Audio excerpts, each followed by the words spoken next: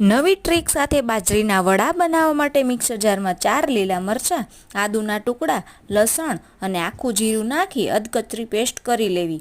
પછી એક વાસણમાં 1/4 કપ દહીં અને 3 ચમચી ગોળને મિક્સ કરી આ રીતનું મિક્સર બનાવી લેવું. પછી તેમાં વાટેલી પેસ્ટ, હળદર, મીઠું, લાલ મરચું પાવડર, હિંગ, અજમો, ગરમ મસાલો, કસૂરી મેથી, લીલી વરિયાળી, સફેદ તલ, 2 મોટી ચમચી તેલનું મોણ નાખી કોથમીર નાખી સારી રીતે મિક્સ કરી લેવું. પછી તેમાં 1/2 કપ બાજરીનો લોટ, 1/4 કપ ઘઉંનો લોટ, 1/4 કપ રવો નાખીને મિક્સ કરી થોડું પાણી નાખતા જઈને આવો મીડિયમ સોફ્ટ એવો લોટ બાંધી લેવો અને તેલ નાખી સારી રીતે મસળી લેવો અને 10 મિનિટ માટે રેસ્ટ આપો. પછી લોટમાંથી એક લૂવો લઈને તેને કોરા લોટની મદદથી મીડિયમ થીક એવી રોટલી વણી લેવી અને તેમાંથી વડાને આ રીતે કટ કરી લેવા અને વડાને ગરમ તેલમાં મીડિયમ ગેસની ફ્લેમ પર તળી લેવા. તો તૈયાર છે